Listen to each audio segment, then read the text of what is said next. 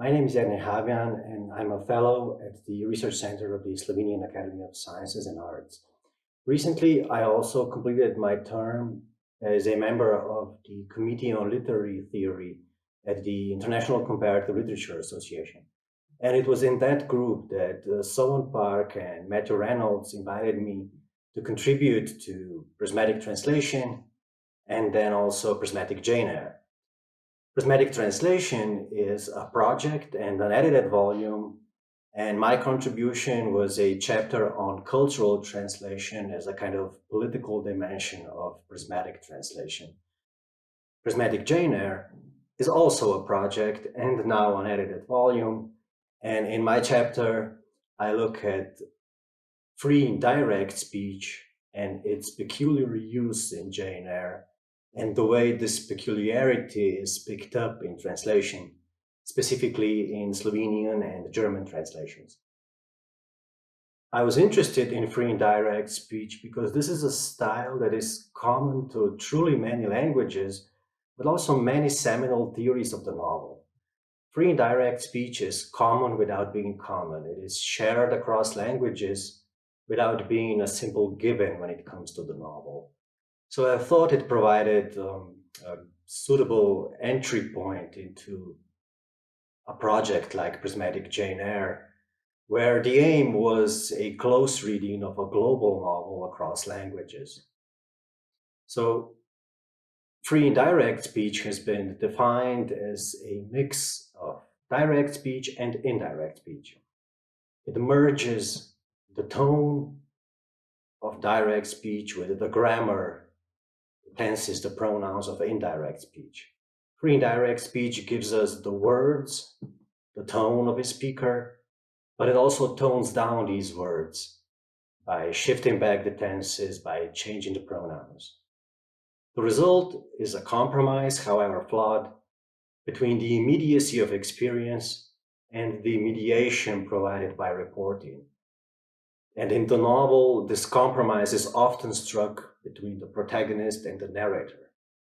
In Jane Eyre, where Jane narrates her story, we encounter free indirect style as early as the second chapter.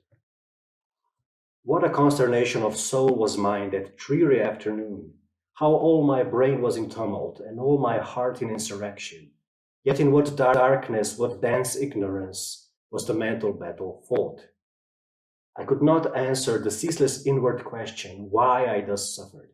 Now, at the distance of I will not say how many years, I see it clearly. So this is Jane reconciling her past passion in the second chapter. It is only in the second last chapter that we get a second clear example of a free indirect speech. There, Jane's report of Rochester's feelings morphs into her own feelings. I should not have left him thus, he said, without any means of making my way. I should have told him my intention. In the second chapter, Jane embraces her own past speech, just as she embraces Rochester's speech in the second last chapter. She embraces her past as the orphan of Lowood and her future as Mrs. Rochester. She embraces her past self and her future other, her virtue and her reward. And together, the two examples embrace, as it were, Jane Eyre, the novel. They embrace Jane Eyre, the novel, because they are more or less the only two examples of free indirect speech.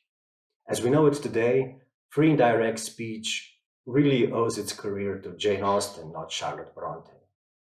But there is in Jane Eyre quite a lot of what can be described as free indirect speech in quotation marks. So speech that merges with indirect speech, not only the tone of direct speech, but also the quotation marks. In these quotation marks tends to bracket off the speech they are quoting. Just as standard free indirect speech was embracing the speech it was relaying. Here is Jane asking a woman about work, and every sentence I'll read is in quotation marks. Did she know of any place in the neighborhood where a servant was wanted? Nay, she couldn't say. What was the chief trade in this place?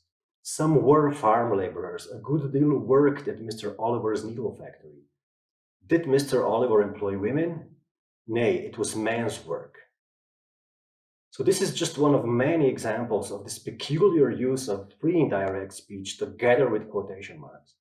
And the peculiarity seems to be felt by the example because in the last two lines, the exchange turns to ordinary direct speech. So following, did Mr. Oliver employ women? Nay, it was man's work. We get, and what do the women do? I know not, was the answer. This tension between quoting and reporting becomes all the more apparent if we look at translation, because translations tend to resolve the tension in the direction of either reporting or quoting. A recent German translation by Martin Engelmann, for example, chooses reporting in this case, so indirect speech. But Engelmann's translation is a revision of the first nearly complete German translation. And there, Marie von Borch ignores the solution proposed already by the original and reintroduces the tension. She is more papal than the Pope. So von Borch turns, and what do the women do? Back into what did the women do? Und womit beschäftigten sich die Frauen? And that's when I knew what my chapter was going to be on, and I'm glad we have it now. Thank you.